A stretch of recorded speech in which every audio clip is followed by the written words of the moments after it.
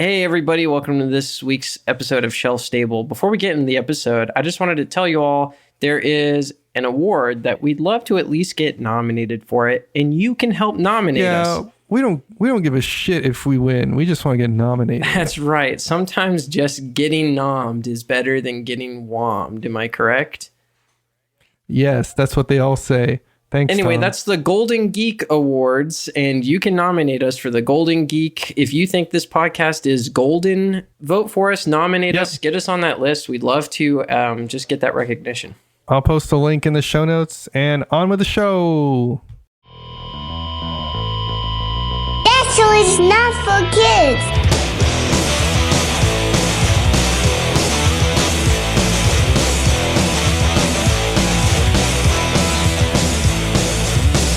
Tom, you know what's coming. Oh boy. It's Minecraft movie time. Tell us why they should see the Minecraft movie, Kenny. I don't know if they should. I don't know. Well, 'cause I have a kid and I like Minecraft. I was going to see it no matter what. I mean, I could have had every critic and every friend tell me, like, don't go see this movie. It's bad. And I would have still gone and seen it. Anyway, the quality is not what I want to focus on. I'll let people who are better versed in this go into it. Like, terrible movie. Did you feel dirty? Oh, very dirty. Bad acting, plot holes, lazy writing. Loved it. 10 out of 10. Would go see it again. I actually do want to go see it again in theaters. Oh no. Do you want to see it in 3D next time? Because you saw the 2D version, right? Well, there's like the 4D version where they tickle your feet or whatever. I kind of want to see that. I'm not kidding. I'm serious right now. They throw an actual chicken at you, like in the 4D chicken version. jockey. At this point, Minecraft is just kink. Yeah, Yes. pretty much. It's everything I've ever wanted. The reason I bring it up is because I want to talk about a very specific scene that happened. And we have Dan Thurot here. Dan, I'll let you introduce yourself in a second here. But there's a Minecraft villager human romance sequence, like a subplot. Villager X human romance plot. It's the vice principal of the school, who's played by Jennifer Coolidge. If anybody knows who that is. I do. What?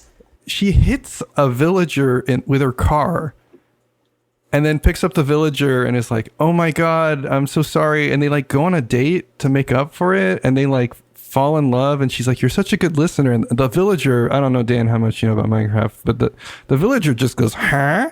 Like that's all the villager does. Jennifer Coolidge's character is like, oh, you're such a good listener. And then after dinner, she's like, we could go back to my place after this and have ice cream. And the villager's eyebrows go up and down and he goes, ha. And then it just cuts back to like the real movie. But first of all, I'm like, why is this in here? Like, even for adults, this isn't what I want, at least. I mean, this is for somebody. I don't know that much about Coolidge's career, but that's pretty much what she does. Like, she enters movie contracts to make a joke about hooking up with someone. She has sex with Minecraft villagers? Is that what you're saying? In every movie she's in. In every movie? Yeah. It's in her contract. Kinda, right? I will have intercourse with a polygon. For every like agreement that Jack Black has to do a musical segment, Jennifer Coolidge has one about like intercourse with a CGI character. This whole villager subplot, I was like, this is very uncomfortable. They do confirm at the end that it is consensual. Oh. I'm like, oh, I was very surprised. In the end credits, they had the villager speak for the first time. And there's just a whole bit where the villager is like, when you hit me. I love the idea that like the villager turns to the camera and goes, in case anyone was concerned, I did in fact agree to have sex verbally with Jennifer Coolidge. I mean, it might as well be that. Oh no! Like, because verbally and enthusiastically. Yeah, exactly. Yeah, and he like raises his eyebrows again. No, the way they do it is, you know that voice that's on Twitch when people donate? It's like the British robot voice. It sounds like that. I think it's an actual, probably a famous actor. And the villager just turns to the camera and is like, when you hit me with your car, I suddenly magically had the power to speak. So this whole time, apparently the villager off camera was speaking. Oh. And it's implied that they had a full on relationship. It just looked like the villager was like mute and just going along with everything that Jennifer was saying. And that it only looked non-consensual, but the joke at the end is they are truly in love or something. The whole thing is wild anyway. Like, good for her. So what is a villager? Like, I'm still on that point. Right. A villager is an NPC character that looks like a human, but is not. They look like a cross between a human and a Squidward. Okay. If that means anything to you. Okay. Second follow-up. What's a Squidward? Oh no. Is that a SpongeBob thing? Yeah, it is a SpongeBob thing. Is that like the green dude? He's like turquoise? Sickly green. Like turquoise dude. Yeah. Yeah. Okay. The squid, you know? I've never seen a SpongeBob. Yeah, I'm realizing more and more, like, SpongeBob is something that it only hit people who were like exactly 12 years old in 2002. Like, if you were more than 3 years older than that, you missed it somehow. I think the only time I've seen SpongeBob was like at the auto shop when it's like on the TV in the corner, but the volume isn't on because you've got like Fox News coming out of the other TV, of course, full blast. And so you're watching this disembodied cartoon and just not understanding anything. And it's probably better for that. I recently also saw SpongeBob new episodes on mute at the restaurant. It was like a dining hall. I looked over at a couple tables and some of the children watching seemed to be horrified. And I was horrified watching the episodes because for whatever reason, it was like back to back to back, just like body horror episode after body horror episode. It was like SpongeBob had worms living in him. Like, coming out of his sponge pores were just worms constantly. This sounds like the beginning of a creepypasta. Yeah. All these poor 6-year-old trypophobes are just, Yeah, I was like, imagine, like, new phobia unlocked. I'm 6 years old watching this. I'm just envisioning a creepypasta of, like, me and my sister loved watching SpongeBob growing up, and we tried to rewatch it, but there were no jokes, and it was just body horror the whole time. And we were like, this isn't the show I remember watching. Mm-hmm. Anyway, that's like a whole nother rant. We've already yapped a lot about Minecraft. Don't need to bring SpongeBob into this. I'm glad to have a repeat of this because I did go see a movie this week, and as I came out, some people were coming out of the Minecraft movie, and it was a lot like this, where they were just saying words that they're like, so she really did have non-consensual intercourse with Squidward, and I was just like, what? What is this movie? I'm not kidding when I say I thoroughly enjoyed it. So Kenny likes to make me out to be the brain rot guy on the show, but I'm starting to question, we're different brands of the internet melting our brains for sure. I don't think I'm superior in any way. But we do have somebody that does have a little bit more going up in the noggin today. Dan, do you want to introduce yourself? Oh, it's me. Shoot. Hi, I'm Dan Thurot, and I'm here to chat with my dear friends about the Minecraft movie for 2 hours. This is Minecraft cast today. We're only Minecraft. Sorry. Dan, I'm excited to hear that you're going to unleash on this one.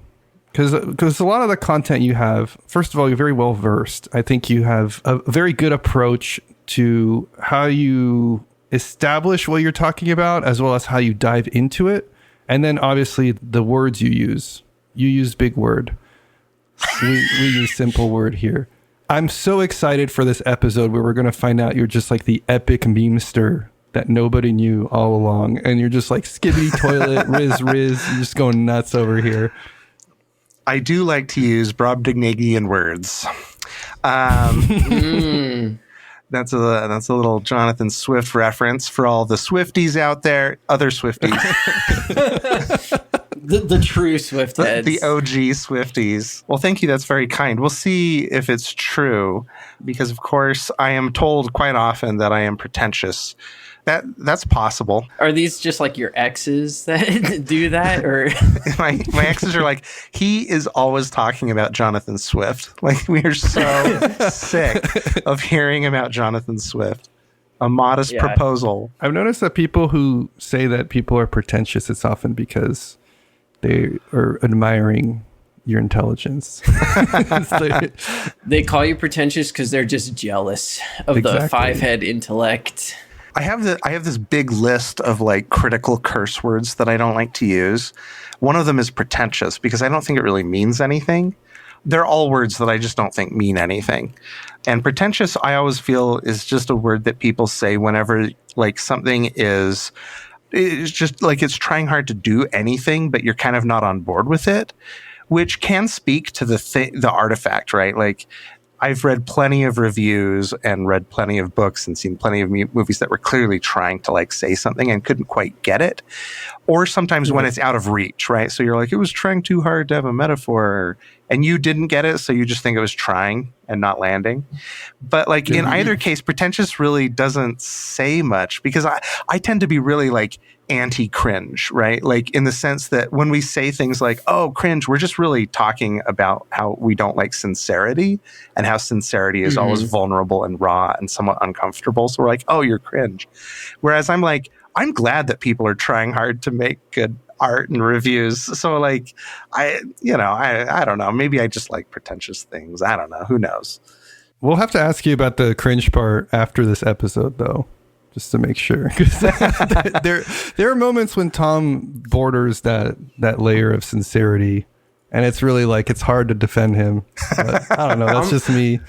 I'm all about the sincerity renaissance. My main issue is that I've become so averse to genuinely expressing feeling that, like, to me, it's an interesting struggle with cringe. Is like actually telling people I love them. You know what I mean? Oh yeah. It's like I've been conditioned, so I'm all about trying to unlearn that.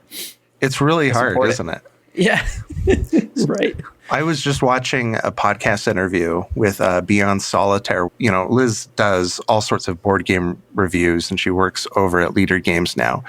But lately, she's been kind of broadening her interview base. And so she was interviewing one of my favorite authors of the last 10 years, Ada Palmer, who is a professor at University of Chicago, I believe, and who wrote absolutely a wonderful 4-part science fiction series called Terra Ignota.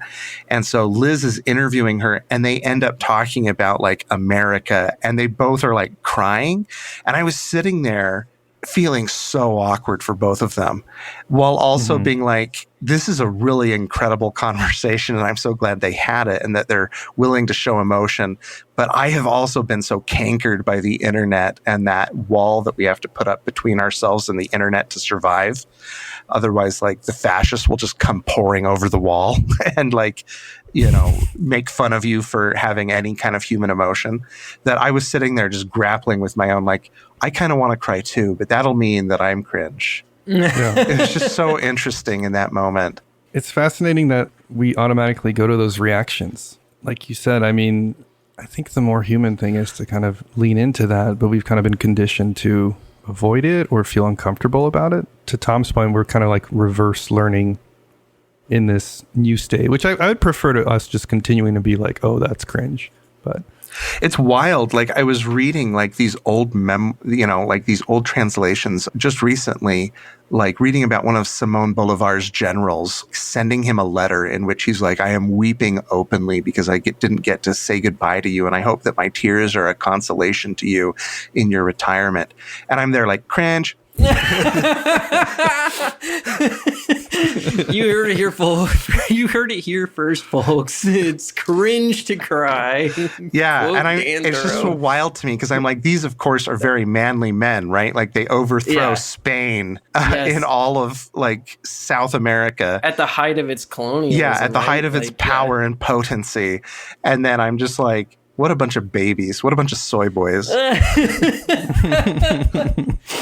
Oh no, yeah. I'm glad you brought up the Ada Palmer episode, because I listened to Beyond Solitaire. I think the last one I listened to was the Amabel Holland one, which was the one right before that. I saw the Ada Palmer one was like about LARPing, and I was literally just like, skip. I don't want to listen to something about LARPing. So now I'm like marking it as unplayed, because I want to make sure. It's fascinating because it's an academic LARP. Like, it's actually like a 3 or 6 part week portion of a course. And so like it's actually used for academic purposes. And I'm always really interested in finding like new ways, new media, new, experiences that can be used to connect to students. So I had a little bit of a professional interest there as well, but it's really cool. I would love for somebody to go out and like film it, like show us what is going on with that, because I want to, I want a hands-on, like how is she actually running it? Because it sounds like such a daunting task to run a 6-week LARP for students in which they're all figures from the 30 Years' War. I don't even remember what it's about, but just wild. Did they say what the class length is? Like, or sorry, how many people are in the class? Is this like 10 people or like a 30-person class? Apparently it's a pretty big class. And it even has, I think she said like, I would have to know, I would have to check. So don't like cite me on these numbers or get mad if they're wrong. Right. But she was like, I think she said that there were really like 50 or 100 like people running the game. And a lot of that is like TAs or, former students who had taken the class or whatever. But like the amount of effort that's going in to ground the students in the history and show them the connections between the characters, I think is fascinatingly helpful. So like when I was in high school, we did a LARP like that, but it was a 1 3-hour event in the school library. We all dressed up as figures from the Renaissance and the Enlightenment and held like debates. And so you had like Martin Luther being Caddy, and I was like John Calvin, which is just super ironic. And it was super useful because suddenly you're sitting there and, you're interacting with people who your character would have interacted with, but also people you wouldn't have, but bouncing kind of their philosophies off of each other. And it was very instructive. I think that like 3-hour event, and of course the prep leading up to it, did more to ground that period in my mind than any number of coursework. And I was like a good student. I was a nerd, right? Like I read the texts. I read about these people. I liked that stuff. I was a loser. I wasn't getting it in high school. But like still, that was like super fun and super instructive. Like I still think back on like, oh, so-and-so in the wig, like is my mental projection of like a Louis, like a king. Yeah. So Dan, you said you were a loser. I want to touch on this because I feel like part of your brand is like being hard on yourself. And I know that's like, it's a way to like create a safe space and a little bit of humor, but like, I think you're too hard on yourself sometimes. you say things like, I'm an ugly dude, or like I was listening to the Joe Kelly interview and you're like, nobody wants to hear about me. And it's like, I want to hear about you.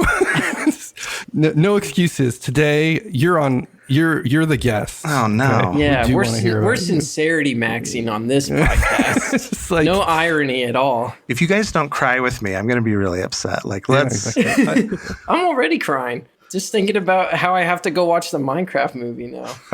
Yeah, just tragic. No, seriously, Dan, I want you to know how much I appreciate the work that you put out into the world. Just on a personal level, I take away so much from it. So, Cringe. Well, thank you. That's very kind. And I do appreciate it. I always appreciate when people are willing to take a risk and say that they appreciate something, because a couple times I've done that in my life, right? Like there are a couple of critics who I've reached out to thank for the way they've influenced my work, and some authors I've reached out to, and it's always scary, right? Yeah, in part because we're like weird, cringe, obsessed internet babies who are so constipated when it comes to our emotions. It's true. So thank you. That's kind of you. Would you say we're adult babies to a certain extent? I think I am in many ways an adult baby, and I love it. There we go. fans who listen to the podcast, we have an adult baby on the podcast to speak to the adult baby lifestyle. So stop messaging us. It is interesting because like I grew up in a very high demand religion, very high demand family. If you came home with like an A-, you would have to like do some sort of penance. And really? Yeah. And when I was in elementary school, we were graded on handwriting, and my handwriting was abysmal. It still is.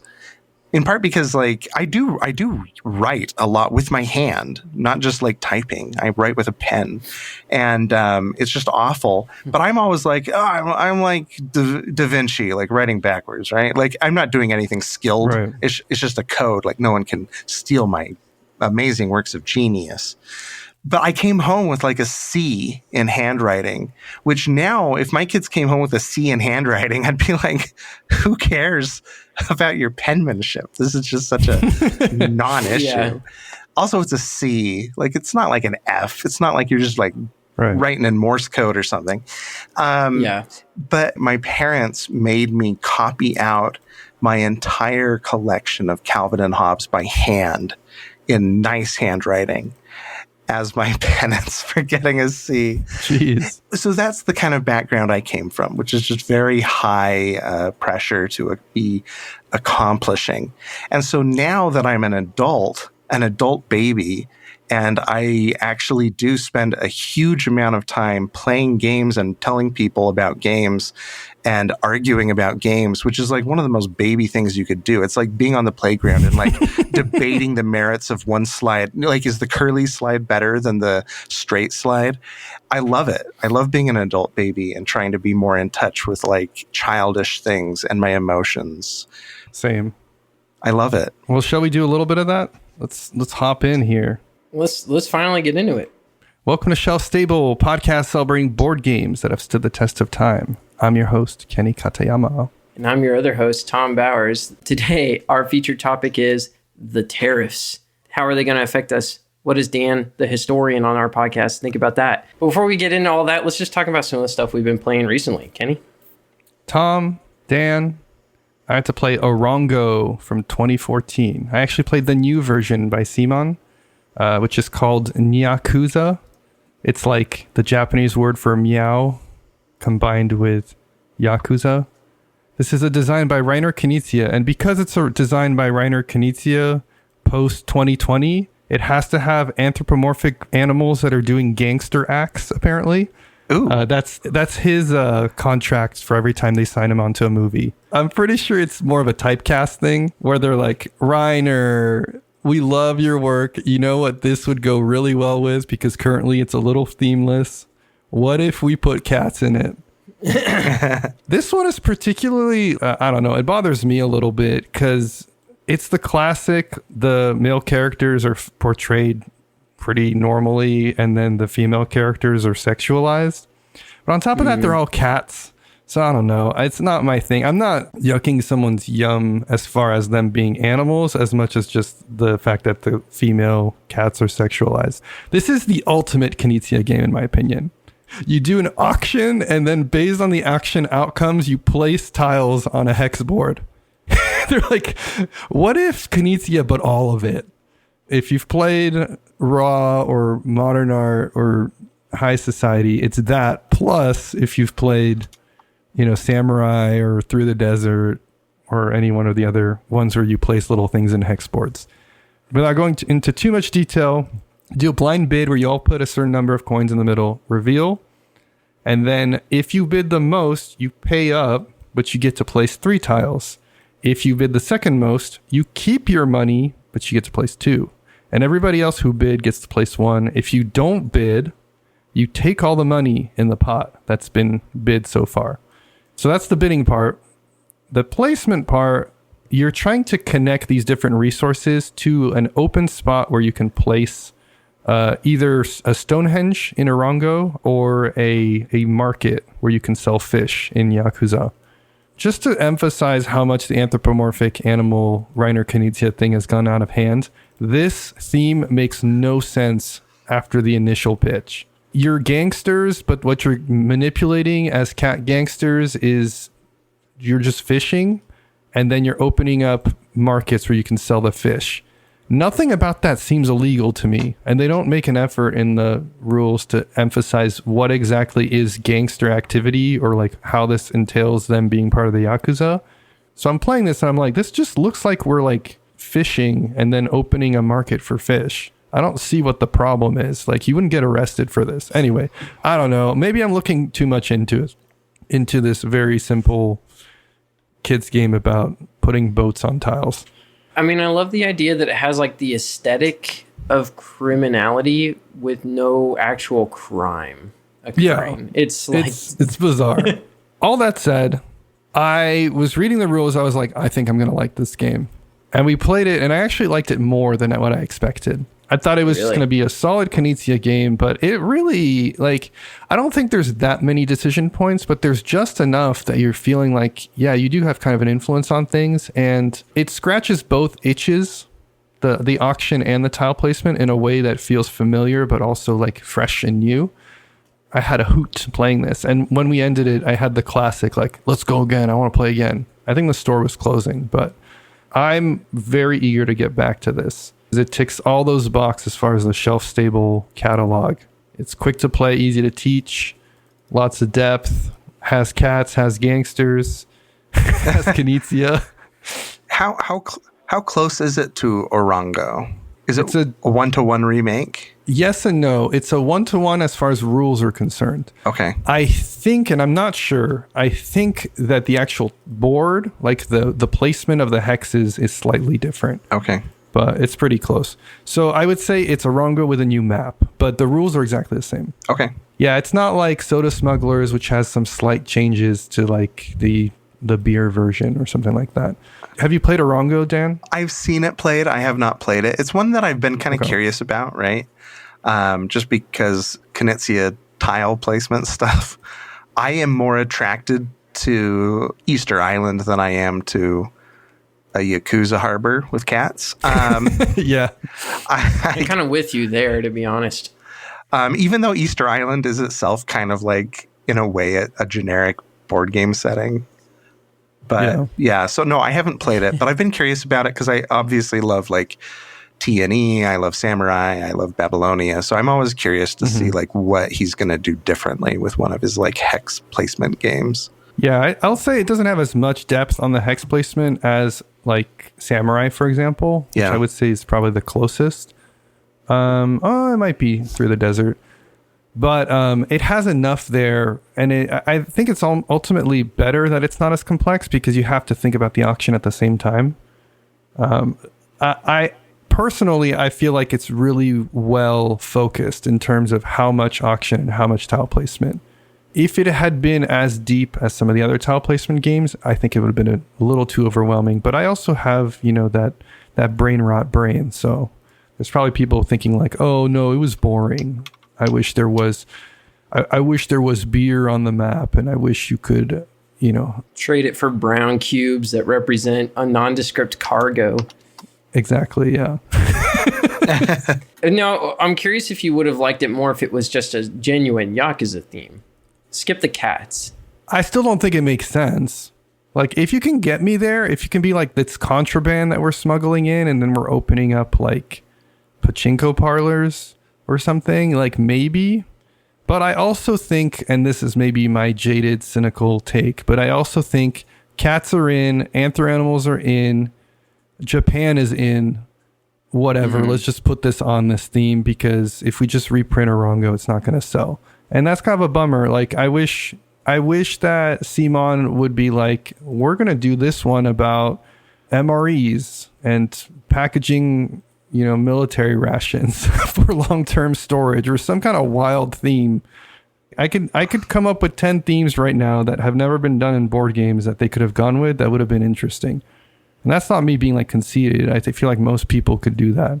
And so it's just a little like, did this really have to be cats? Did it really have to be Japan? Like, that's like every game right now. So I don't want to make it sound like this was a bad game. I thoroughly enjoyed this game. This is Nyakuza, originally titled Orongo. Kenny, I played Pan Am recently, and I only just now realized I probably haven't talked about this game before because it came out in 2020. For whatever reason, I keep thinking it's older than this, but it's not. It's probably because of the big Pan Am logo on the box. Yeah, maybe it's that. Because Pan Am is really old. This is designed by Prospero Hall and Peter Lee. Peter Lee, famous for Tyrants of the Underdark and Lords of Waterdeep. And this is published by Funko Games. Yes, the Funko Pop company. When I pulled this out, one of the people in our group was like, I'm scared. He was scared of both because it said Prospero Hall and Funko on the box. I don't get the Prospero Hall part. I feel like if you've only ever played Horrified, and that's like the only knowledge you have of Prospero Hall, you might not think much of them. And I think that would be kind of fair. Dan, were we talking about like design collectives? Yeah, a little bit. Yeah. It is a little weird. I don't know, because like bands do this all the time, but at the same time, I'm like, I don't know. I feel like you should credit individual designers. I think so too. And so I've been playing a bunch of games, like 5 games by that were published by DVC Games, and these are all new, so I know they're against the rules, but they new game alert. New game alert. That's all you have to say. If there's a skip forward by 10 minutes or 2 minutes or whatever. But DVC Games is really interesting, but it is a design collective in like Syracuse, New York. But they all publish under the name Jasper Beatrix. And so it's a design collective. And I think they're a little more open than Prospero Hall is, like in their actual credits when you open the rulebook and like actually go looking for who designed stuff. But I feel like they didn't learn any of the lessons from Prospero Hall's implosion. That like, there are people from Prospero Hall apparently who have gone and tried to leverage all that great work they did into, parlay it into a career elsewhere now that Prospero Hall is gone. Except, like, how do you put it on a resume that you were part of a collective? Like, how do you actually attribute anything? So I don't know if that's a major problem or a minor problem for any of those individuals, but, like, as a critic, I think it's a problem. Because I want to credit, I want to talk about designers and I want to follow individual designers. Like, I want to see the way an individual designer's approach to things creates like a unique texture over time across a body of work. Same. For instance, like Board Game Geek recently came out with this like Hall of Fame. And of course, there have been a billion opinions on this. But my opinion, because I'm here and I'm going to tell you my opinion, is that like the individual games, there's no problem there. What is wonky about that Hall of Fame is that it's about board games and not designers. Right. It should be designers. It should be like Reiner Knizia is in the Hall of Fame, not Tigris and Euphrates. And that really bothers me because like in other mediums, we celebrate authors or directors or songwriters. But in this, we only seem to be able to celebrate the product, which I think has some really rotten commercial implications, but also just devalues, like you cannot therefore be in the Hall of Fame unless you're just a board game. Like I want the Hall of Fame to be able to include like a famous developer or like an artist or, a podcaster, there are all these people who could contribute, but they will never be in that Hall of Fame because neither will designers, right? Like even designers aren't technically in the Hall of Fame. And I think it really dehumanizes it a little, especially when it's being pitched as like the list.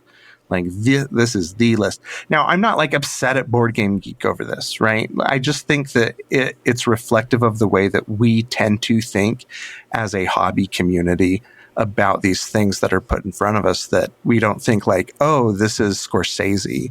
We think this is Taxi Driver or whatever. Yeah, this is a really good tangent because I wonder if the reason this happens is because humans are messy, right? Let's imagine Phil Eklund was in the Hall of Fame. Well, he wouldn't be then. Well, but say that kind of before his problems came out, or let's say that we just went back in time and we created this Hall of Fame relatively early in the hobby, before, the woke mind virus took it over, like it is right now. I'm just joking on that one, but it's like if they'd put Phil Eklund in the hall and then he comes out with his defense of colonialism and blah blah blah, then it's like, oh boy, and now people have to like withdraw him, and it's just like it's a whole. I think Board Game Geek likes to generate a culture that avoids politics. Because I even saw people sort of apologizing for bringing up the tariffs, which we should get into in a minute. I don't know. I think, but like, including games is going to translate to that. If you included Puerto Rico, for example, or if you included a Phil Eklund game, that's about the same as including the designer. So I don't really think that putting the games in front of people instead of the designers avoids the potential risks that you're talking about. I mean, I agree with you that introduces new problems, but I think that in a way it also introduces an opportunity to ablate some of those problems. If you put in a designer who, had created a problematic game, but then you get to see that like they're being celebrated for their total body of work.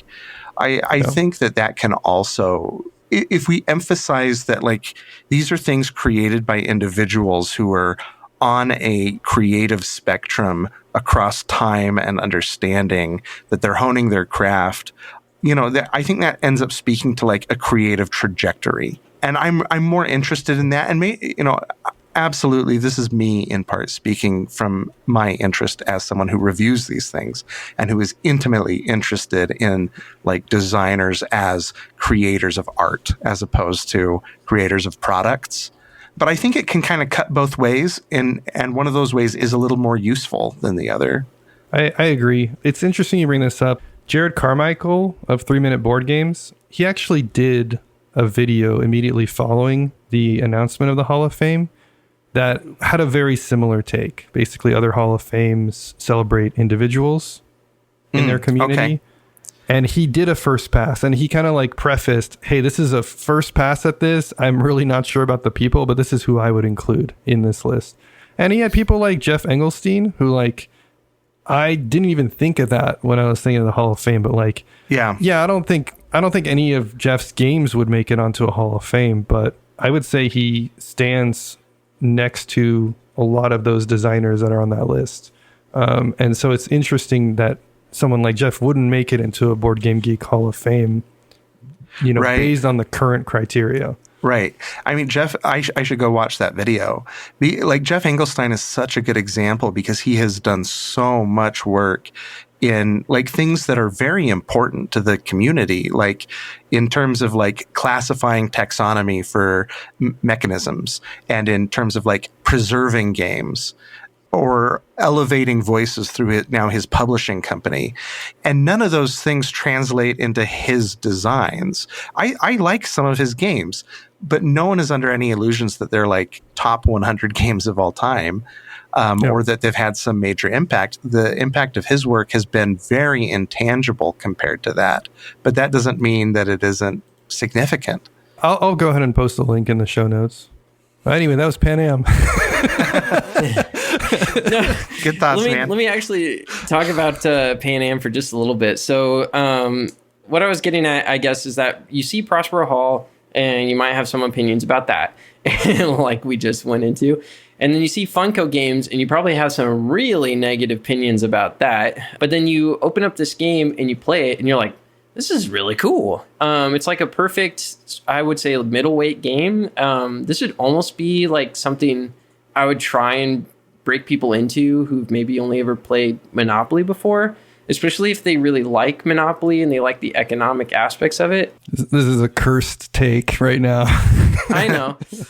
Kenny loves to give me shit for this all the time, but my point is that it's a business management game at the end of the day, and you're trying to leverage routes on the board that are going to earn you some income, but you also kind of want to eventually get them sold to the ever-expanding conglomerate of Pan Am, who's like, slowly spreading out and colonizing the entire world, and taking over all of the airplane routes. It's really fun for a couple reasons. I think it it's worker placement with an auction system at the same time. So you'll place a worker somewhere and you're bidding on the spot. You'll have to pay that later, but someone else can take it from you if they're willing to bid higher. And so there's a little bit of like trying to pressure your opponents. You know, if they really want that spot, they're going to need to pay more. So sometimes you might even put your pawn somewhere that you don't really care for, but you know someone else is going to want that badly, and you want to make them lose a little bit of money on it, but then you'll get your worker back, and you'll actually get to put it somewhere you actually care about more. For those who are familiar, it's the Amun-Re thing. Yeah, really clever design there. I think this game, like, it just flows very well. It's like a very technical game, but with this very like simple, easy to follow flow, easy to teach, easy to just jump into. Plays in about an hour and a half. And if you haven't tried it out, seek it out. I feel like I see it at the Game Swap like every time for whatever reason. It's just falling off people's shelves. So really should be really easy to find because it was all over the place at some point. I like Pan Am. It's a good game. That's my review. Nice. I also like it. It's sort of deterministic in a certain sense. And every time I play it, it'll be like months before I've played it again. And so I'll sort of forget some of the strategies and heuristics, and then I'll do something really stupid like put an airport in Havana, and then all those routes get bought by Pan Am in like the very next turn, and now my airport is practically useless. So there's just stuff like that I keep failing to learn because I don't break it out often enough, but I have a plan to play it explicitly next week as a result. I appreciate how concise this game is. I wouldn't say it's like a lean design, but I feel like there's purpose in every part of it. The only thing that I was a little iffy on was the airports, and after playing it a little bit more, I'm like, I'm really glad these are in here. Yeah, it's solid. Underrated game, I'd say, overall. Don't be scared by the Funko logo. It's Pan Am from 2020. Do I just jump into mine now? Yeah, Dan Am. Okay.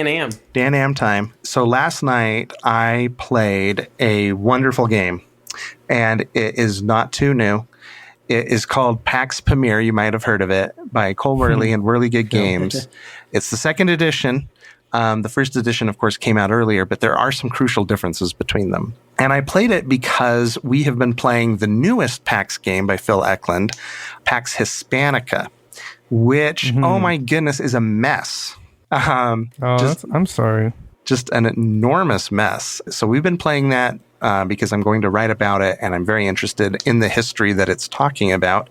We played PAX Hispanica the last couple of weeks, and one of our players has never played any of the other PAX games, and so he had really wanted to play PAX Pamir, which of course is not by Phil Eklund, it is by Cole Wehrle. And he was like, I don't know if I want to play PAX Pamir now, because we had such a rotten time with PAX Hispanica. So I promised that we would get it out and play it, and we did. And yes, it is very good. And the DNA between it and PAX Hispanica are somewhat limited.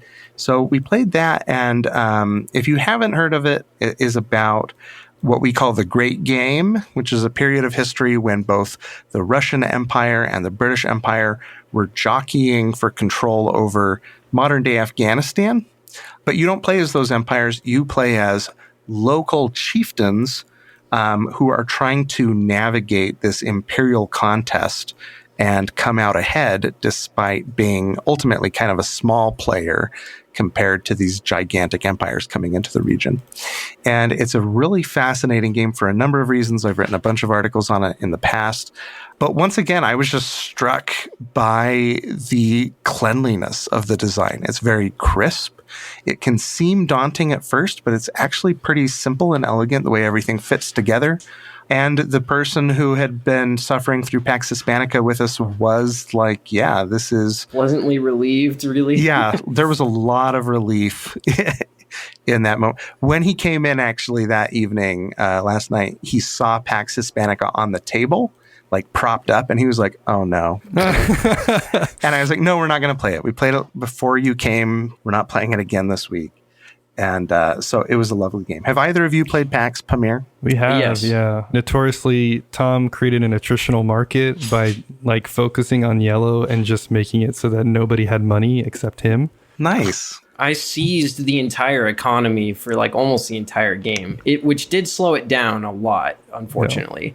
We've also talked on the cast about our infamous kebab cook-off match where two players realized they could force a tie so that we could have I believe the rules say if you tie after the third tiebreaker, you have a cook-off, and whoever can make the best Chopin kebab wins. And they just like really, really wanted to have a cook-off at 3 a.m. It's just a beautifully deep and interesting game every time you play it. I think even the folks that we've played it with who, were not as hot on it coming out of it were like, I do have to recognize that is a really like interestingly and powerfully designed game. But yeah, I love it. Tom, you like it, I would say. Or I don't know, maybe you love it now. It's one I need to play at least one more time, probably a couple more times before I can really decide where I land with it. It's just one of those that it feels like a headache when people mention it, like, oh, we should play this. I'm like, that's going to be a commitment. It's definitely a warm bath kind of game. Like, you don't want to get it going, but once you're in, you're like, ooh. That's a good analogy. That's an interesting thing to say, because last night our game was like, even with a teach, I think it was like 70 minutes. Really? Yeah. Okay, so maybe I'm the problem.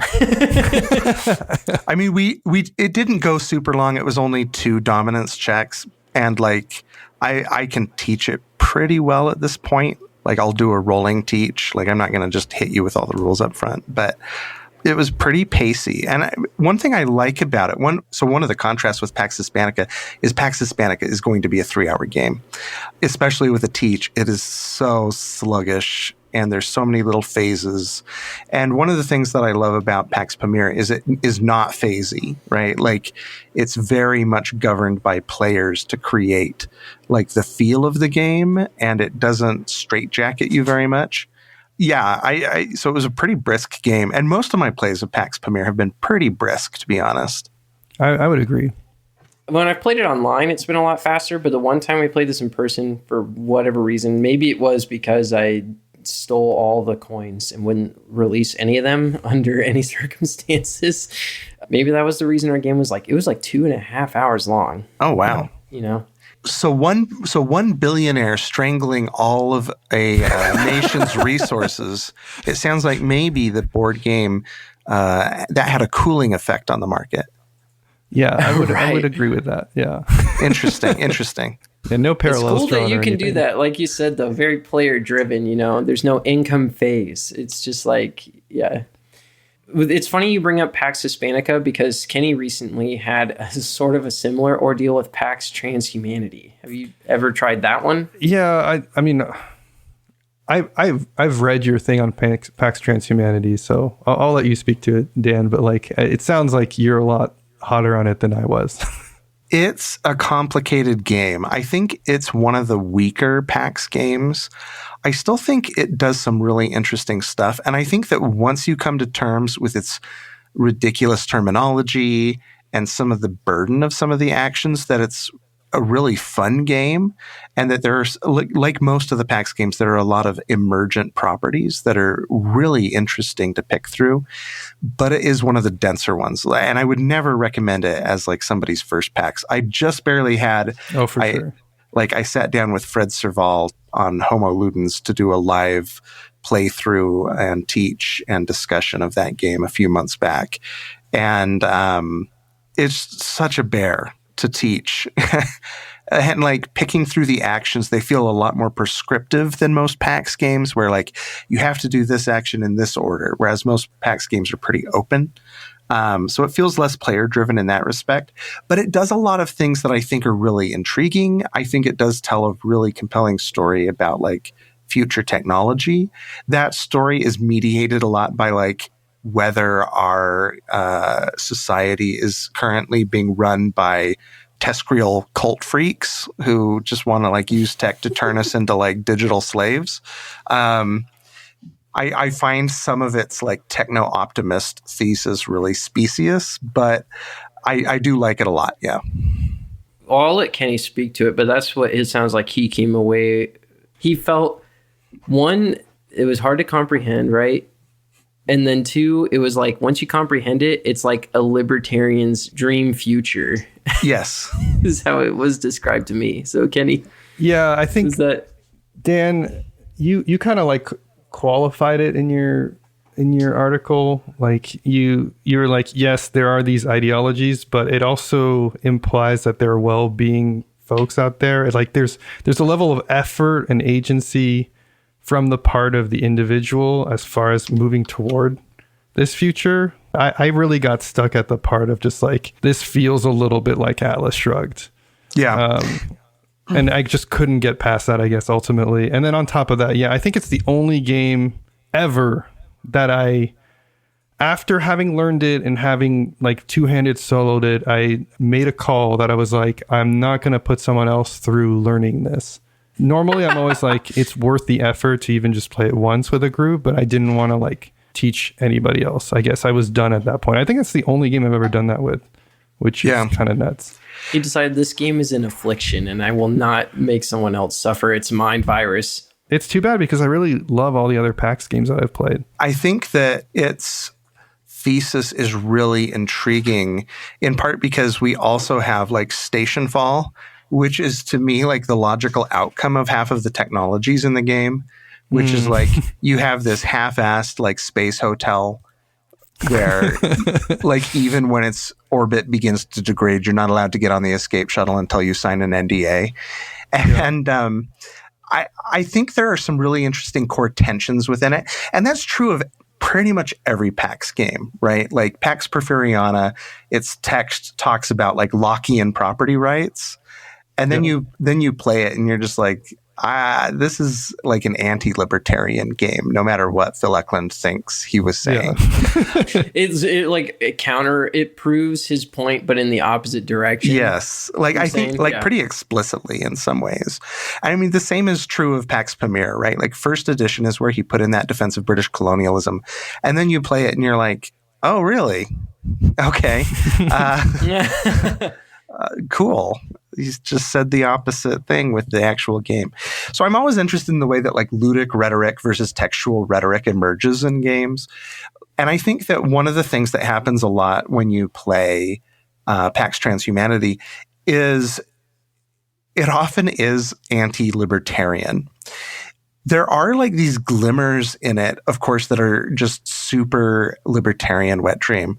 But like, I tend to be a little optimistic about individuals. Like one of my first real educational enterprise was that I wanted to study bioethics. One of my heroes was Frederick Banting. So he's one of the co-discoverers of insulin. I see. And he's the guy who sold the patent for $1 because he believed that it shouldn't be withheld from anyone who needed insulin. And, you know, because of course, diabetes has been a tremendous killer throughout the years. And, you know, usually diabetes, when we talk about type 2 diabetes, it's the fat person's disease. But type 1 diabetes is just a child killer. We don't know what causes it really. There's probably some genetic predisposition, but like children will just get it and then wither within a few years and die. And so Frederick Banting, who is openly trying to, you know, and the only reason he sold it for $1 is because that was symbolic, right? Like, I want to ensure that everybody can benefit from this invention. And at that time, it was taken out of a dog's pancreas. And very rapidly, that just massive revolution in the treatment of diabetes. People who were born with diabetes, type 1 diabetes, who would develop it, you know, at a very young age, could survive. You could become an old person now, whereas previously that was utterly impossible. But you contrast that with kind of the corporate approach to insulin now, where you need governments forcing down the price of insulin because it is synthesized in a different way. It's no longer taken from dogs or pigs.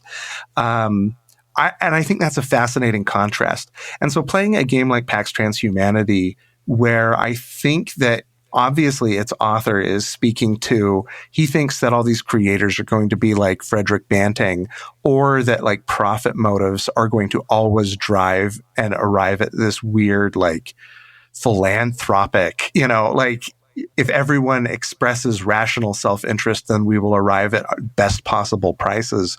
That's bananas. But then in the game, it almost always ends with a nuclear exchange in which like technologies are obliterated. It literally has annihilation ex machina from our inventions.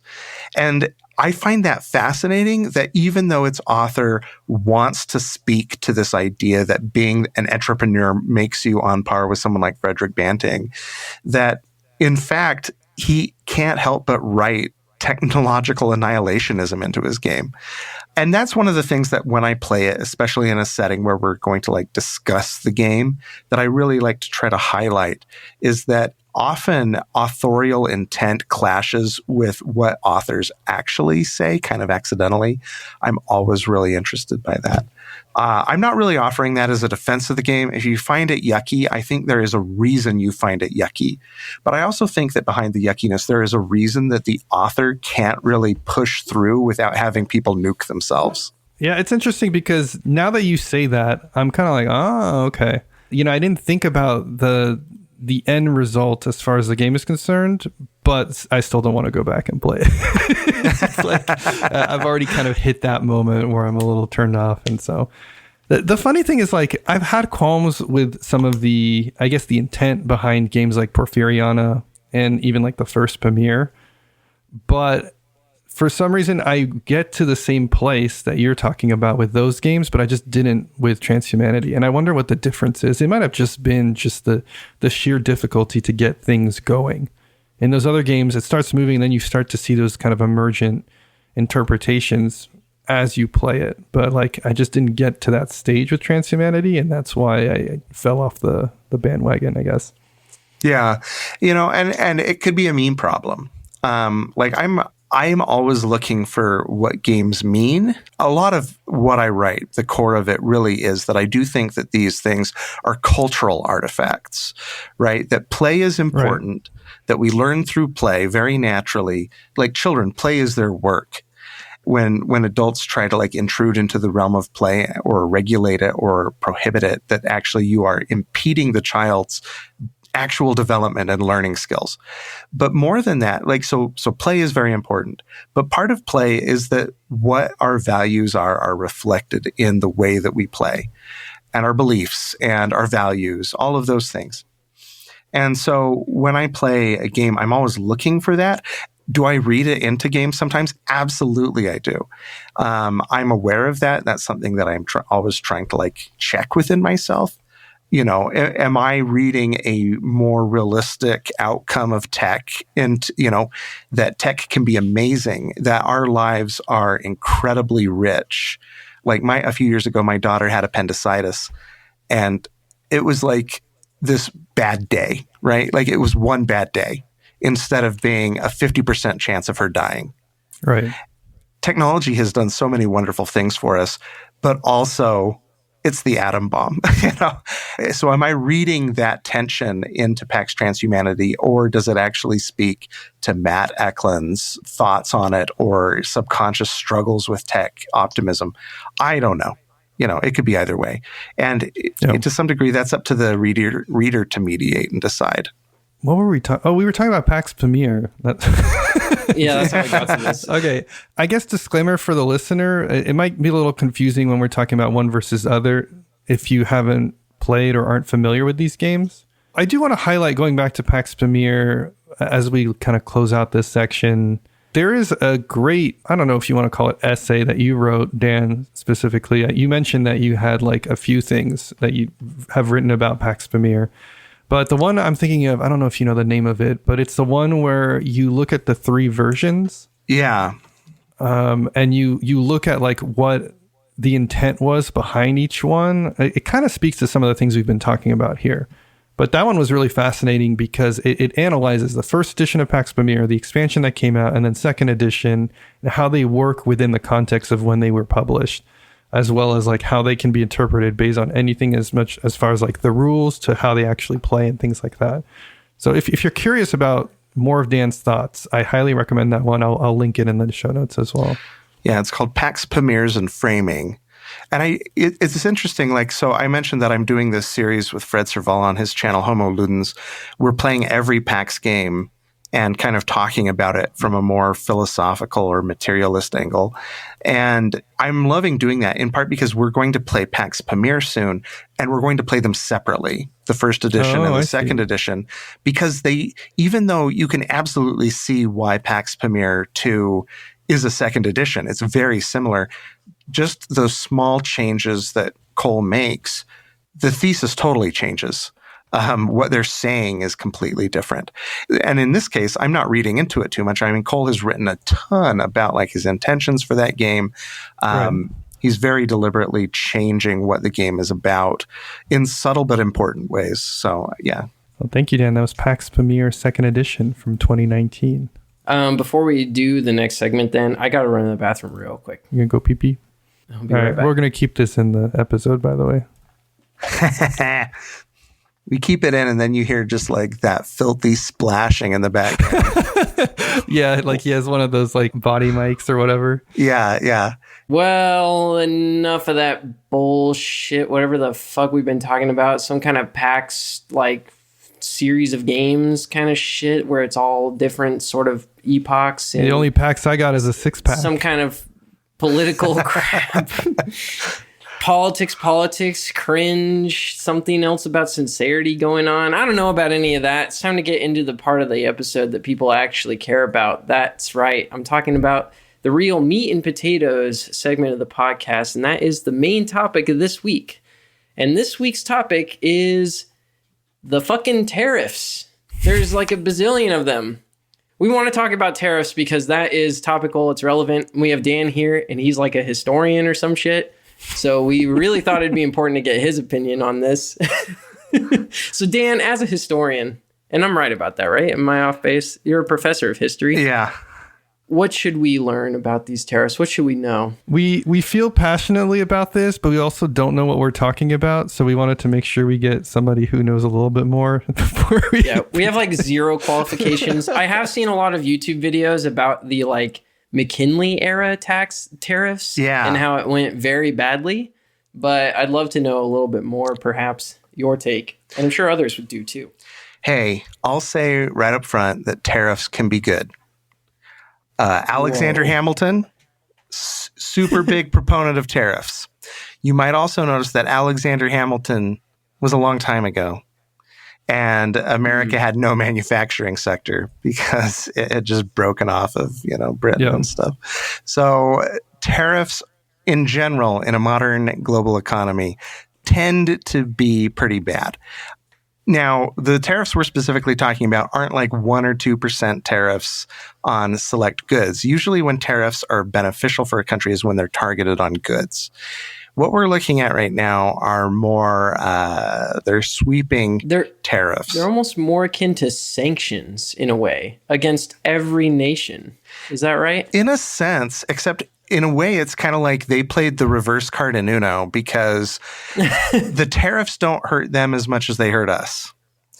Right. Because we pay for the tariffs. It's just bananas to me how the current administration has like persuaded people that when we put a tariff on something that they pay it. That's not the case. Fox News like working overtime to like try and sell people on this as well, I've noticed. Yeah. Well, they've kind of been brushing it under the bed too. Like there's been a number of times where like they're covering like the Joe Biden, new information about Joe Biden, blah, blah, blah. And I'm like, are we not going to talk about this right now? Yeah, and they do a lot of weird conflating. Like they'll conflate VAT with tariffs. It isn't. So first of all, it's useful to know what tariffs are, right? It's duties on imported manufactured goods. It's like if it's coming off a boat that originated from China, now you've got to pay 54% more than whatever you paid to get it in the first place. Yes. Is that more or less? Yeah, exactly. Yeah. And you as the consumer, it is a sales tax. You as the consumer pay that cost. When we get into this, there's a lot of bad faith arguments being made, so it's kind of hard to discuss it without getting into why those arguments are bad faith. But like just some examples, like you bring up the McKinley tariffs, right? So that raised like that raised duties to something like 50%, right? Not quite 50%. And that was designed to protect domestic manufacturing. And there are cases when you're in like a manufacturing conflict where that can be a good thing. The problem is we're not in a manufacturing conflict. The American industry has very proudly pivoted to service-oriented industries as opposed to manufacturing industries for a very long time. The Smoot-Hawley Tariff Act, 1930, when we were seeing kind of the rise of protectionism and nativism, most historians and economists believe that that was one of the like big plunges into the Great Depression. It was already happening, but it really deepened it. So in this case, like a tariff you would deploy when you were trying to like, we have an industry and you have an industry and we want to encourage our people to use our industry. And there are different ways to do that. You can think of it as like carrots and sticks, right? Tariffs are the stick. The carrots would be like, we are going to pour money into tax incentives for building up that industry. It's subsidized if you build a Marvel Miniatures manufacturing plant in the United States. Right. You know, we'll give you a tax credit. Right. So that would be the carrot. That part. Yeah. We are not doing that part. So you'll see some people like, so specifically, this is the board game industry. Most board games are manufactured in China. There are exceptions, but most are. Many of them through providers like Panda. Which these are factories that have been tooling up and skilling up and developing their technologies for 20 years. It has been a very slow process. If you even go back 20 years, which I figure you fellas might know something about because you play older games, like card stock isn't as good, right? Right. Like they won't have like nice PVC or linen finish, or they'll feel kind of dusty on your fingers. So they're an inferior consumer product. Right. So I was going to say, we actually kind of ran into this very notably recently because new game alert, real quick. We played Skyrise at SaltCon. Oh, yeah, sure. And as we were playing it, I think Kenny was like, this game had to have cost like $140 because like every tower in that game is like a unique mold. And I was like, no, I'm betting it was an $80 backer level on Kickstarter. And I was almost exactly right. Yeah. And I'm very confident that the only reason that could have even happened is because Chinese manufacturing has created some newer technology that allows them to mold plastics in a more diverse set of casts than ever before. I think something has emerged recently. Or, you know, of course, they just found a manufacturer that was willing, I don't know, to employ child laborers or something.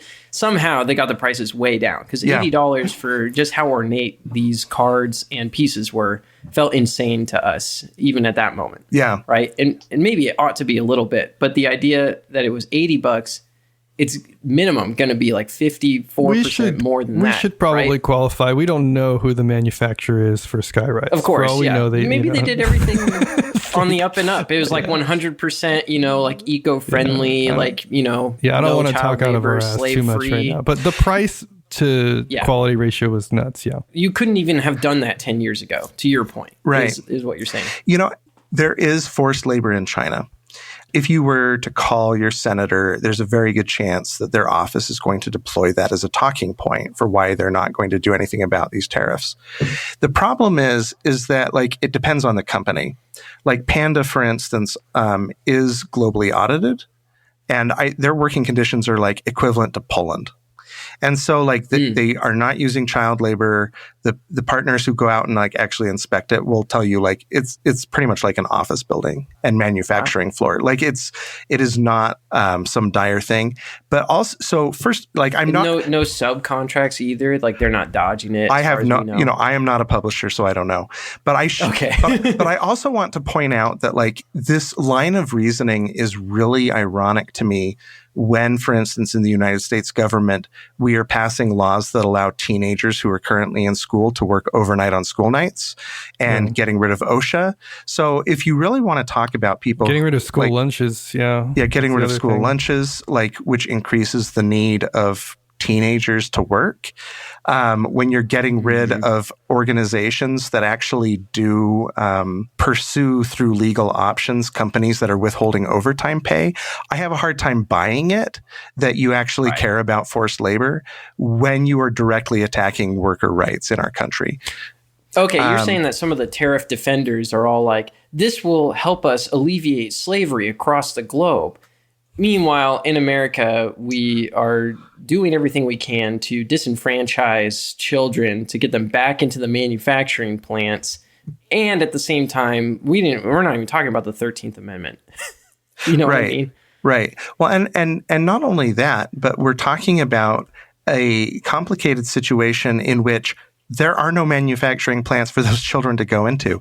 They won't exist because this is all stick, no carrots. And what person in their right mind is going to come and drop $100 million on building a board game manufacturing plant and hiring and skilling up its staff so that they can manufacture board games, which will still be cheaper to import, which will still be higher quality for at least like let's set a really optimistic timeline. For at least timeline. The duration of this administration, yes. Assuming he doesn't go full Putin on us. So it would take at least 4 years for you to do this.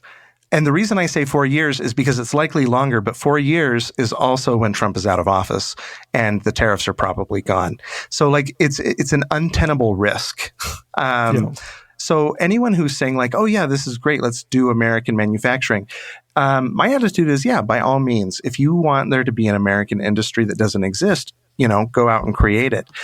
But we need a government that isn't just doing it through protectionist policies. There would need to be subsidies. Also, it wouldn't have to be some insane risk in a manufacturing sector that we are direly behind on, that no one has any interest in working in.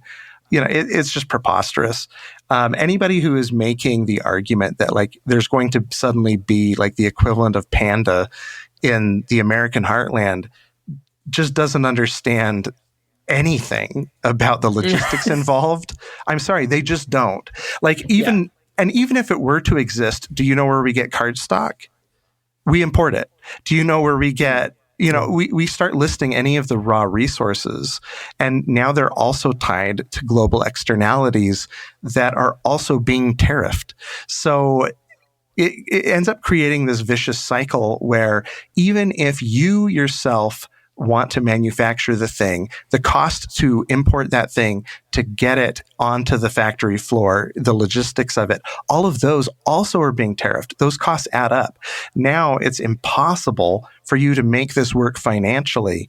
And my central concern, because I do care about board game creators, is in the short term for those creators.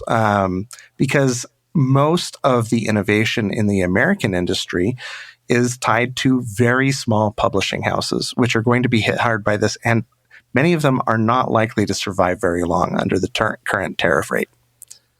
Well, we already seen, even just this week, a friend of ours who was on the pod, Nick Bentley of Underdog Games, most notably, was laid off. Yeah. Most notably for me, I guess, because he's someone I follow on Blue Sky. And so is Marceline I forget her last name. Yeah, who was an up-and-coming kind of designer with them. And she was partnered with them. She also kind of got canned. And as far as I understand, it was, they were amicable about it, or at least understanding to the position that Underdog is in. It's just we already have designs lined up. A lot of them are card games. So that's a mild relief, considering there's some card manufacturing still available in the States, probably thanks to Wizards, maybe, who knows, investing in it. But yeah, it's just already the layoffs are happening, and those jobs are not necessarily going to just bounce back, even if the tariffs were instantly reversed. Right? I think that's something that people don't understand about the current situation. I'm glad you spoke to it, Dan. It's not just, it's going to take a while to set things up in the US. I think it's functionally not possible to do it within 4 years. But on top of that, the implications, to Tom's point, are already taking place. It's not in the coming year, things are going to get bad. People are having their jobs affected, having their works of art, basically their products that they're putting out there already affected by this immediately. Yeah. And we're 2 weeks before taxes will really be done getting filed, and all of these companies would already probably be considering layoffs and looking ahead into the next financial year. And this is going to add even more pressure, I think, to that. And I will not be surprised if we see a huge wave of job loss. The idea that we'll ever be able to invest in ourselves and recover from this is all assuming that we can create manufacturing that is worth anything to buyers. And if the American people can't afford to buy anything because they are working in the plants that are creating these products, right? Or just don't have a job. We're going to try and sell it overseas, and who's going to buy it from us anymore, because they'll also have their own tariffs, probably retaliatory tariffs, right? Yeah. It just is like a lose-lose. Basically, for these tariffs to work, a whole bunch of very improbable things have to go right. Like not only improbable, like borderline impossible things have to go right. Why make things to sell if no one wants to deal with you because your administration is so hell-bent on not honoring its previous agreements? What trust would anyone have in buying from us if we suddenly were a manufacturing powerhouse, if we could pivot overnight into it? I mean, like right now, there's kind of like this crisis that like we may have installed kill switches in some of our military hardware. And so all of these countries that previously, one of our agreements with them in the foundation of a American-led global order was like, you're going to buy our military equipment. And now they're like, why would we ever do that again? If at a whim, you can decide now you're on the other guy's team and you can turn off our jets. Like, we know for a fact that they can just be remotely disabled. No, we do not know that, but it has been floated. But it's a theory. Yeah. Sure. And so like, and these theories, you know, part of the problem is that the Trump administration is so hostile, but also muddies the water with falsehoods so often as part of its governing tactic that no one can believe anything. It creates an erosion of truth. So why would you make an agreement with the United States for trade? Like, why would you put in the effort and the finances to create that trade agreement after the United States has suddenly like spent all of its money and capital and goodwill on transitioning to a random manufacturing sector? Why? Why would you do it? Just trade with safe partners. Now, what do you think is like the angle, like from almost a, you know, shall we say Marxist perspective, right? We know that there's more going on in the sense that there's a bourgeois class, the people, the owner class. What are they getting out of it, if anything? Let's say that you are like on the Trump train because you know it's good for your business. How do you leverage this? So the current Republican Party is leaning hard into fascist rhetoric. They're platforming people who do Sieg Heils, like unambiguous Sieg Heils, and then they giggle about how it triggered people. That isn't good faith argument. That's fascist argument. Like there's no underlying virtue there. That's just literally just filling the zone with bullshit. If you really think, if you're like a middle class person, or even if you're a corporate executive, you ought to be really careful about who you're in bed with. Because you know who the Nazis love to kill? Nazis. The casualty rate in corporatist fascist movements for corporatists is still staggeringly high. Yeah. And I don't know why anyone would want to create an oligarchy when global oligarchies right now send their children and families to the free world to be educated and to live and to have properties in. Because it is objectively better to live in the free world than under authoritarianism. So selling your company into authoritarianism because it makes some short-term gains is literally suicidal in many cases. So you should think through that.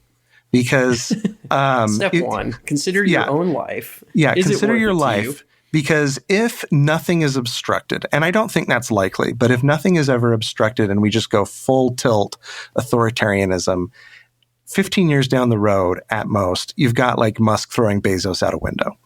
Like that always happens. So first of all, think about the world you want to live in. The second point is, if you really think this is going to benefit you and you're like a normal person who's working class or middle class, you're an idiot. You really need to learn what a tariff is. And there is a lot of idiocy out there where people who are just historically and economically illiterate are not paying attention to the fact that the price of eggs is not down.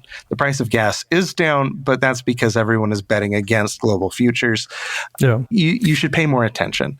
We have Trump on video many years ago saying that he likes a bad market because it lets him buy up more stuff.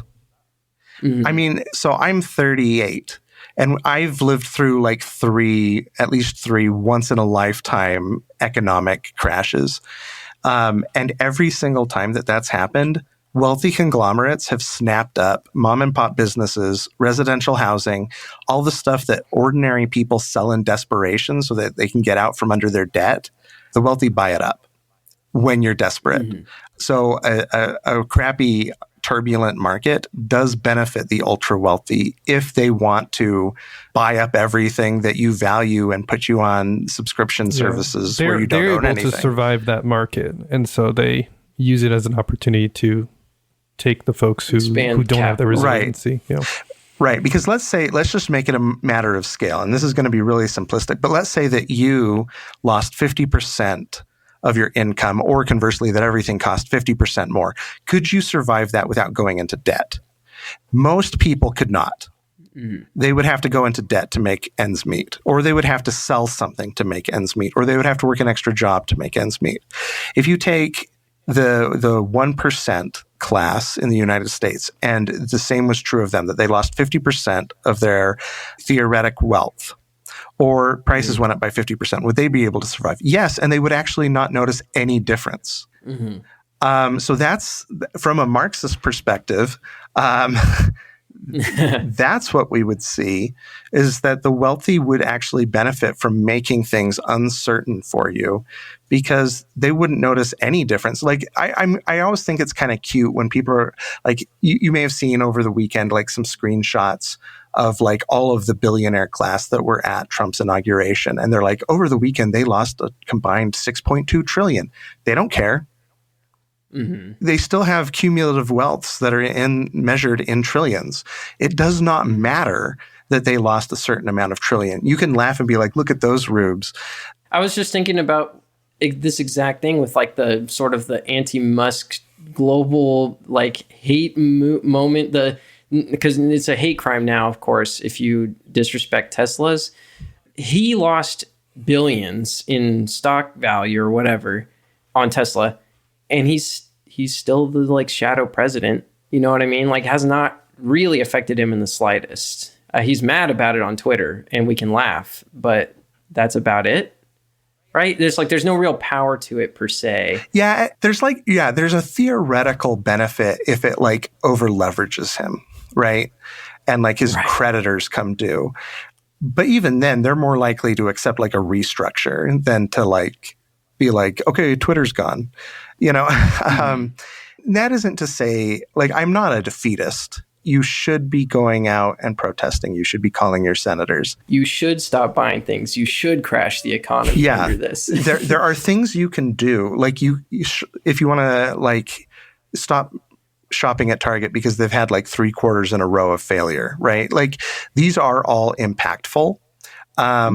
But it is good to be aware of the fact that like there are potential benefits to somebody who has a guttural amount of wealth and who wouldn't miss 99% of it if it disappeared. The scale that we're up against is just, it's crazy. I guess we've been talking about this in the very like high level, the implications on a global scale as well as for like the US specifically. We're going to get in trouble with the board game police if we don't tie it back to board games. So like with all this in mind, how does this relate to the board game industry specifically? And we've kind of hinted to it. The big thing is we are currently not set up for manufacturing of these games in the US. So one of two things is going to happen. We either have to set that up and basically put a lot of projects on hold, or, which personally, in my opinion, I think is going to be more likely, is just we need to eat those costs and continue to manufacture with the existing companies that we are using. Tom and I were kind of debating about whether or not they're going to have the same level of quality. I'm of the opinion that the quality is not going to change because that's what the consumer buys. But it's just the cost and just the frequency with which they come out and who even can make it through. Like, I'm of the opinion that most small publishers or just independent person opening a Kickstarter, those are going to go away in the next 3 years, which is really sad. And that's what Dan was saying, right? Yeah. This will probably hit the small guys the most. Yeah, the small people the most. Like, we're going to see designers unable to publish their designs. We're going to see publishers go out that were, maybe 1 or 2 projects in. Even some of the bigger companies, I'm thinking, like your I don't know, like Steve Jackson. Like, I feel like Steve Jackson might get acquired if they're not already. Like, I don't see them being able to get through this. Yeah, Steve Jackson released a statement that they're not going to be able to like weather this for long. Yeah, like they're going to have to figure something out. Rio Grande, are they American? I think they are. To Kenny's point, like with board gaming, so do you foresee it mostly being like on the shelf, you know, Arnak, it was an $80 game MSRP, say, which I don't think is quite right, but let's assume now it's $160. I don't think the markup will be that much, but I think that the markup will be, I think that, because that's a 100% markup, right? Oh yeah, true. But it couldn't be anything less than 54% in a way, right? If anything comes from China. Yeah, and I think that what would happen is that like a small box store is probably going to like shrink its margins even more for that style of import. The problem is like a defender of tariffs is going to point out that they'll try to be like, well, it's the manufacturing price that's being tariffed. So like it isn't the final cost of the game. Except that that's worked into every point of the supply chain, right?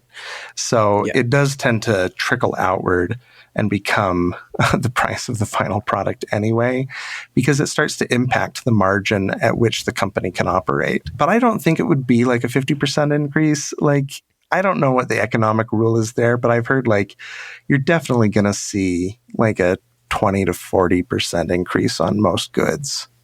Like in history, there's like this maxim that I always use that like just everything happens. It's the opposite of the nothing happens then. Yeah. There's this tendency with students who are kind of wading into history for the first time to want the simplistic narrative, right? That like, did this happen or did this happen? And the answer is they both usually happened. And history is complicated because people are complicated. So like, when did the Roman Empire fall or transition? And the answer is like, well, it kind of did both. And it's really not as simple as like blaming the fall of Rome on Christianity, you know, like a Gibbon reading, or to like, right. Oh, it just transitioned peacefully into the Carolingians. Well, kind of, you know, like, no, both things happened. So I'm looking at this and I tend to take that in terms of like forecasting, which first of all, never listen to a historian for forecasting. I'm wrong. But like, I tend to think both things will happen. We will see some small studios shutter. We will see others that will pivot. We are going to see more people that are going to turn to board games as like a boutique type thing. Because we're already seeing that happen where like indie markets are a thing where somebody just kind of like makes 50 copies at home. And that's all that will exist of that board game. And that can be vibrant. Like operating under restrictions can create vibrancy. That should not be taken as me being like, this is an upside to tariffs. That's just me being like, the human spirit is indefatigable, right? Like, right. Like many things will happen and we can't predict all of them. But expect things to change unless you get out and fight. Get out there and fight. Fight for a better world. Call your reps. Maybe there will be like a slightly bigger pivot into digital. I think that's really versions. likely. Yeah. Yeah, that like your first version of your game is on Board Game Arena and it basically just is an imprint possibly. And there will be more of that perhaps from a lot of designers. I think there will be. I also think that like some people have been offering that as like a potential like shield. And I think there's a little bit of like over optimism there because we've already seen this week, the video game industry is also going to be hit. Like with Nintendo's announcement, many of those things will end up being priced into like staffing for, you know, developers and stuff. So I be wary of anyone who's just like, oh, you'll just play digital board games more. No, those will go up in price too, with all likelihood. Yep. Shall we close out? I guess before we go into the end stuff, Dan, you kind of hinted to it, but what can people do if they don't want to be affected by this directly? Maybe the better question, Kenny, is like, how can people best set themselves up? Do you imagine? Maybe what are you doing? How do you think people might need to start living in order to come out of this with the least scathing possible? We're not going to get unscathed, right? I mean, I think that it is useful to just recognize that your hobbies, these things that you cherish, that you spend time with your family and your loved ones, that you use in part as a break from all of the political nonsense and the stresses of your job and having to pay bills and taxes and buy groceries. You want them to exist in isolation. I do too, but they don't. They just don't. They are made by people. They are illustrated by people. There are companies that move them from where they were made to where you are. And these things that are precious to you and that are precious to me, I think do deserve to be defended. I think that you should be allowed to have leisure time. I think that you should be able to learn and laugh and have a good time with people you care about within a magic circle of play, that you can take a break from reality and become someone else. And in the process, learn a little bit more about yourself and about reality. I think that those are beautiful, worthwhile things. And I think that they deserve some of your effort to defend. I think that you should be calling your representatives and asking what's going on. I think you should be reaching out to creators whose work you value and being willing to support some of that financially. I think that unfortunately in every time period when we have something like a recession or a depression, we have to tighten our belts, not because we have changed, but because other people have made decisions for us. And it's a good time to prioritize what you value. I don't like TV. I don't watch much TV. So we are pruning back on some of our subscriptions because, $14 a month doesn't sound like a lot, but over the course of a year, it does add up. Also, we have 5 streaming services that we use one. You don't use the Voodoo and the TB and the VB and the Peacock. Yeah. And, I've got a billion things. I just think it's valuable to take a step back and assess what you value. Many of us had to kind of go through the reckoning of the pandemic, right? And choose one of the things that came out of the pandemic that I was really appreciative of was this increased gratitude for artists, right? Right now we're living in the midst of a devaluing of art, but the people who got you through the pandemic were not your politicians. They were your artists. You retreated into art. That is how you got through that trauma, is you read more and you watched more and you played more so that you could maybe withstand the pressure of biology and politics conspiring to eliminate you. Art is what gives your life meaning. Board games can give your life meaning. And so I would encourage people who are listening to please call your representatives. Please encourage others. You can donate to mutual aid networks. There are all sorts of things that you can do to help you make a political movement happen. It is surprisingly easy to do most of this stuff. Going out for 2 hours to a protest is often very easy and energizing. Calling your representative, and reading from a script if you don't have your own words from a place like fivecalls.org is surprisingly easy. Getting organized too. I mean, this recently happened to me and I feel ashamed that I did not think to do it sooner. I guess just there was a normalcy hypnotism of the Biden administration, perhaps, that made me sort of stupid to thinking about the need for this. But as soon as Trump got elected, I thought I need to connect with people that are on the same wavelength as me. That led me to the DSA in my area, which your local, this is the Democratic Socialists of America, your local DSA may not have the same politics as you exactly, but they might be close enough to be worth linking up to. In our case, they're doing good work to try and give unhoused people food. Yeah. And so I really appreciate them for that. And then they're also trying to build a political organization that will hopefully eventually, I don't know that we're quite there, but the idea is to actually enter political positions and steer the country, or at least the state, towards the things that actually benefit real working people. Yeah. Right. It's just useful to recognize that we have more in common than we have apart. There are always going to be trolls and slobs who have no awareness of anything who will just blame it on their opposition instead of the people who are pulling the levers that are actually making their food more expensive. And you can't do anything about some people, but you can connect. Like, there are people that you can be optimistic about who maybe are conservative, right? Who are balking at what they see as the co-opting of their movement. I think that there is value in looking at someone who is conservative and being like, you know what, there is value to people who are, value tradition. And you might not agree with them on everything. That's fine.